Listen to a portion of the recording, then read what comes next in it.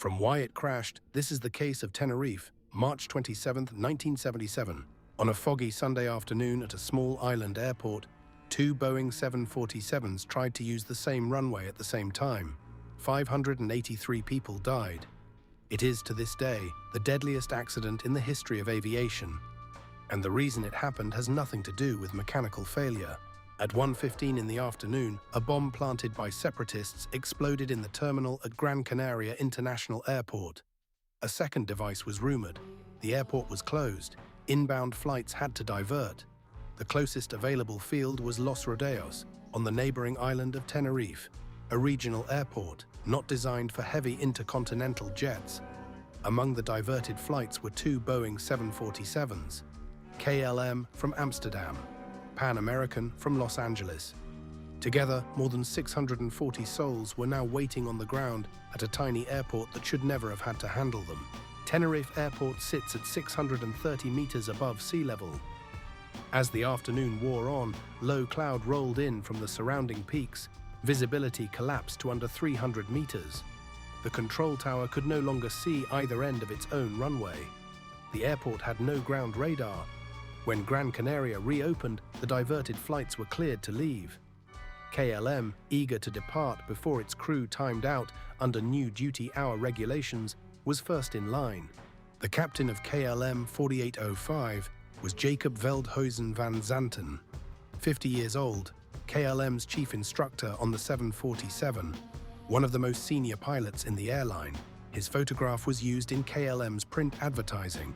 For the last 6 years, he had spent most of his time in the simulator, training other captains. Less time on the line, more time being right. Because parked aircraft blocked the taxiway, both 747s had to taxi along the runway itself to reach the takeoff position. KLM went first, all the way to the far end, where it turned around. Pan American followed behind, instructed to exit at a side taxiway and clear the runway. The fog was so thick that the Pan Am crew couldn't tell which exit was theirs. What happened in the next 60 seconds has been studied for 50 years. KLM, lined up for departure, called the tower for clearance. The tower replied with the route clearance, what the aircraft would do after takeoff. Captain Van Zanten read it back. Then he added 5 words, "We are now at takeoff."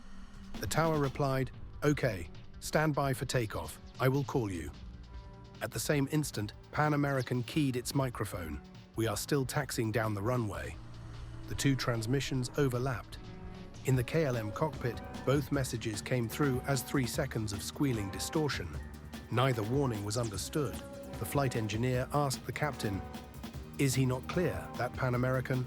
The captain replied sharply, "Oh yes," and the aircraft accelerated. Visibility was 300 meters. When the Pan Am crew first saw landing lights emerge from the mist, they had 13 seconds. The captain firewalled the throttles and hauled his 747 hard left, off the runway. Van Zanten saw the Pan Am at the same moment. He pulled back on the column so hard that the tail of his aircraft scraped a 22-meter gouge into the asphalt. The KLM lifted, barely, and its landing gear struck the Pan Am at the top of its hull, ripping open the upper deck. The KLM crashed back to the runway 150 meters beyond. All 248 people aboard died. On the Pan Am, 326 died. Total, 583. Investigators identified 5 threads. Non-standard phraseology. The words takeoff and clearance had no fixed meaning in 1977. Authority gradient. The first officer questioned the captain overrode him, and the conversation ended. Time pressure. Duty hours were running out, and the captain knew it. Confirmation bias. When asked about Pan American, the captain answered without checking, because he believed they were alone. And fog, which removed the only sense capable of catching the mistake. None of these alone would have caused the crash. All 5 together did. After Tenerife, the industry changed. Standardized phraseology became mandatory. The phrase cleared for takeoff was reserved. Crew resource management, the discipline of challenging the captain, became a training requirement worldwide. Ground radar at major airports stopped being optional. If you have flown commercially in the last 40 years, you have been kept alive in part by lessons that 583 people on Tenerife paid for. There is a phrase in modern aviation safety: the most dangerous pilots are the ones who cannot imagine they are wrong. Tenerife is the case that taught us that. From why it crashed, this has been case number 1.